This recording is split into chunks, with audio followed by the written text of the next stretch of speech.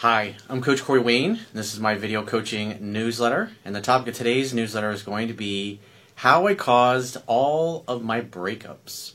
So I've got an email from a viewer who's actually new to my work, just finished reading 3% Man, my first book for I guess a couple of times he's been through it. He had a breakup just a couple of months ago, and after going through the book, he recognized that he caused the breakup, not only of that relationship, but all of his previous relationships. And so I see this a lot when guys first come to my work, as they start reading the book and they recognize, I did that, I made that mistake, she said that, that's right, that totally turned her off in the same way I turned my girlfriend off. And they're able to see what they did wrong. And what I like about his email is he takes total ownership of his mistakes. He doesn't try to blame anybody else. He doesn't blame society. He doesn't blame women. He doesn't bitch about single moms.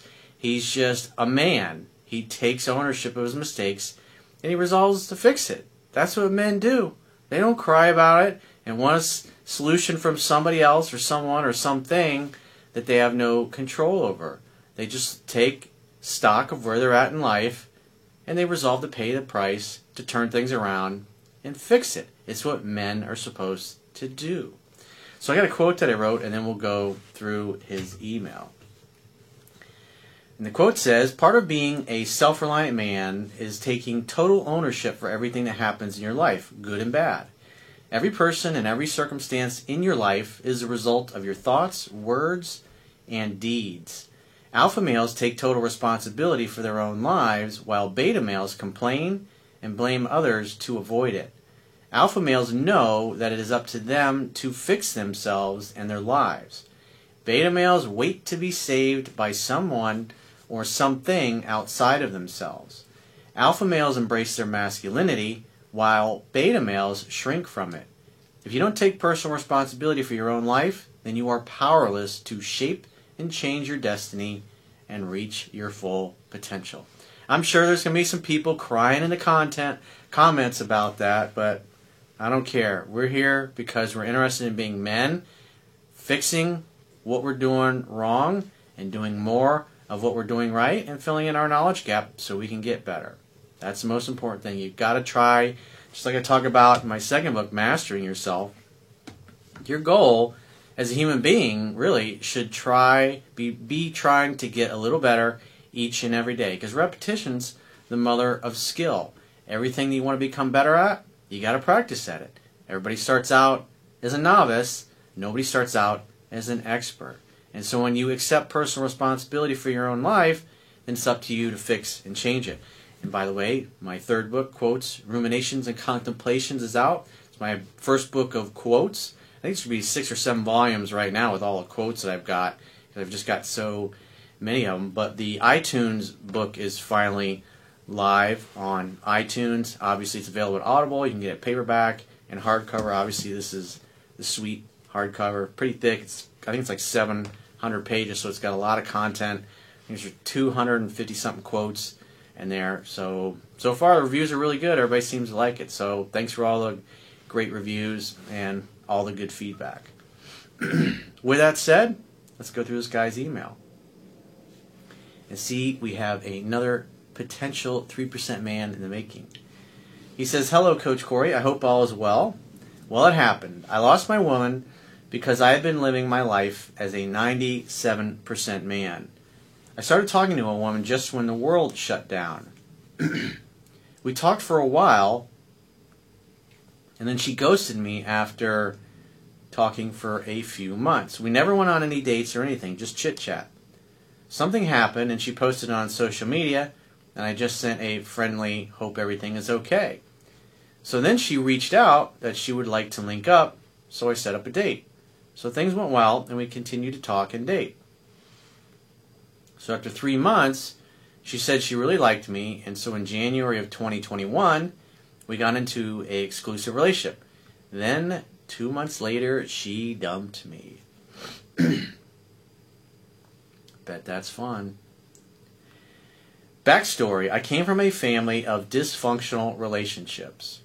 So you can say, oh, poor me, that's just my lot in life. Or you can be like this guy, which is like, The past does not equal the future. Just because I came from this background doesn't mean it needs to be my future. This is what being a man is all about. You take care of things. We just handle things. A lot of men in my family not showing affection and sleeping around while in relationships. It's hard when you come from a background like that to learn what healthy looks like, because, like he says, all you see is examples of dysfunctional relationships.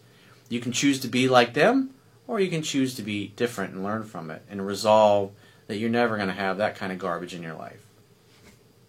That you're going to be better. And at the end of the day, that's what all parents want for their kids anyways. They want to see that their kids do better.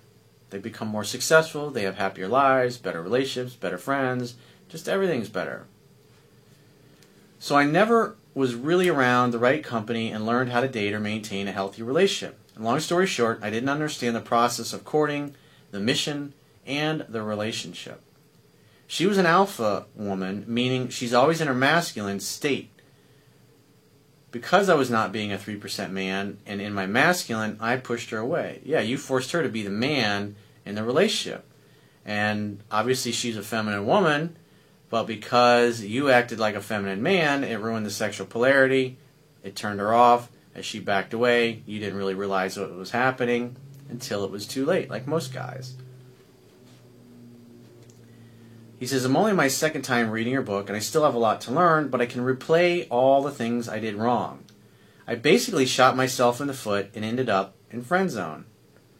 I received a bullshit reason from her, so she didn't hurt my feelings. Yeah, because remember, women don't want to hurt your feelings. It's not you, it's me. You're great, you're really great, you're really nice. There's nothing wrong with you, you don't need to change anything, it's great, it's just me. And guys go, what? If I'm so great, if I'm so nice, why are you breaking up with me? But that reason stung even more. She basically said that the age of my kids didn't work for her. I've got 6- and 7-year-old boys. It sounds like a legitimate thing. Oh, it's your age of your kids. That's the reason.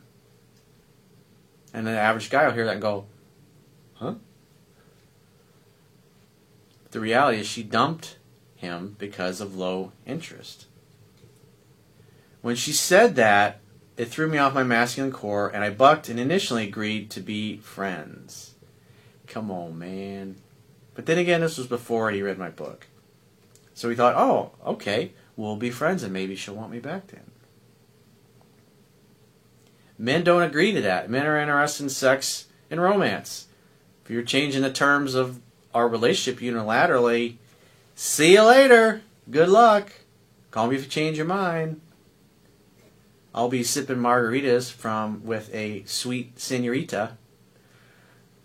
After a couple of days, because I just started reading your material, I called her back and told her being friends would not work for me, and if she changed her mind, to give me a call. Good job. That's taking your power back. You're like, I don't want these. So he's walking away from the negotiating table because he's like, I'm not interested in friendship, even though he agreed to that. And so the interesting thing is because he agreed to friendship early on, if she does start to come back and he's following the script and 7 principles get an X back, she'll more than likely probably try to friend zone him in several ways to see if he'll go along with it. And that's why he has to say no. And by the way, when he got in touch with her after all those months, obviously this particular most recent ex, she was obviously in a different headspace than when he first talked, and that's why he was able to get her out. Things had obviously changed for her. Sometimes that works too. And of course, I'm new, so I'm still dying inside, but I've been disciplined to not contact her. I'm trying to come to grips that she's gone and trying to move on. But I still need to read your book many more times before I can get out and date successfully. Well, you don't read the book and master the book and then go date successfully. You read the book and go out and make mistakes, and you get better and you learn. And it's a process of continually reading the book, applying what the book teaches, getting results, good and bad, and learning from your mistakes. So you fine-tune your approach, like obviously what we do in these video newsletters. It's meant to help fine-tune the approach of the fundamentals that are in the book. That's what serious students do. That's what serious men do. They figure it out. We handle shit. This is all new to me, and I have been sabotaging myself for years. I think I just did so much wrong in this relationship that it was easy to come up with the kid story to let me go. What do you think? Well, the kid story was BS. It was to solve, hey, it's not you, it's your kids. So he made a list. He says, so all the things I did wrong. So he's got a list of them. We're going to go through. Not going for the kiss on all of our dates. That communicates that you're timid, that you're shy, that you don't know what to do, that you're not strong enough and masculine enough to be the leader where she can follow and submit to you. When you think about the act of sex, a woman is completely submitting to you and opening herself up to you. I mean, she literally spreads her legs and is like, come on inside, big boy. So don't act like a woman if you want access to the box. Not hooking up even when she invited me to her house. Being a nice, respectful guy. Best friendsies. So he's trying to be Mr. White Knight because he probably saw something, oh, I got to be extra nice to her. And then she'll see how great I am. And then she'll want to sleep with me. She wants you to pin her down. Well, I don't want to go into it. I don't want to get too graphic. Might get myself in trouble on YouTube. But she wants you to pin her down in the bed naked and have your way with her. That's what she really wants. She wants you to be the man, the beast, and tear it up. Jar something loose. Knock the bottom out of that thing. I brought her flowers on every date. Oh, a bride for sex in a relationship. I'll be extra nice because I saw chocolates and flowers. Girls like that in all these cheesy movies. It works in the movies, but in real life, it's, oh yeah, thanks for the flowers, buddy. I called and texted her more than she did me. So he was investing more in the relationship than she was. He was way more into her than she was, and he was not paying attention to that. Because what you're looking for is an equal, somebody that really wants to be with you and makes the effort. And when you're making most of the effort, and like I talked about in 3% Man, a guy should never do more than 20 to 30% of calling, texting, and pursuing. It's just way too much.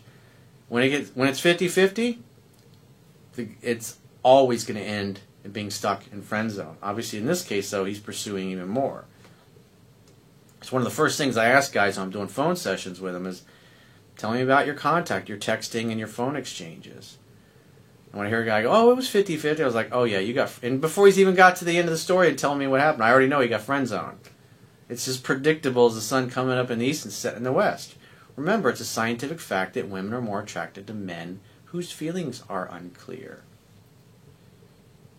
Never try to keep somebody who doesn't want to keep you. You got to match and mirror the effort from the other person.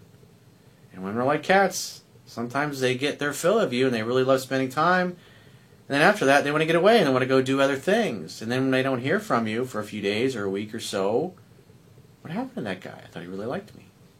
Maybe I'll text him.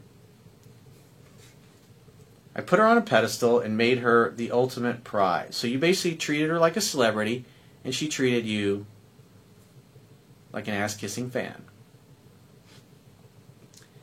I definitely liked her more than she liked me. Yep. I definitely chased her and not her chasing me. So she dumped me, chased her right out of my life.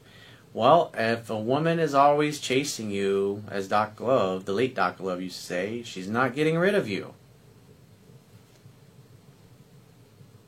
So everything that I teach at 3% Man is about creating those conditions from the moment you meet to where she starts to pursue you more because she perceives you as mysterious and interesting and more dominant and mysterious. She wants to know about you. Curiosity makes kitty cats stick around. They got to know more. In fact, after just one time through your book, I can look at all my relationships of the past and see how I caused all of my breakups. Most recent, I ran the girl that I really liked right out of my life. Right now, I'm accepting this breakup as a blessing and found your material to upgrade my mind to be a 3% man so I can live the life I deserve and not put myself in this position ever again. Good job, dude. That's what it takes. Just saying, hey, I fucked up. I made a mistake. You don't need to feel bad about it. And the other important thing about accepting your mistakes, your flaws, your faults, and your shortcomings is once you do that, nobody else can use them against you because you've already accepted them. It's a great way to live. So if you'd like to, you've got a situation or a challenge in your life, like this particular guy, he should be following, if you're in a situation similar and you're trying to get your ex back, you should be following 7 Principles to Get an Ex Back, what's laid out in that video, in that article, which is also on my website, understandingrelationships.com. And then if you'd like to talk to me personally, you want to do a coaching session, go to understandingrelationships.com, click the products tab at the top of your screen, and book a coaching session with yours truly. Until next time, I will talk to you soon.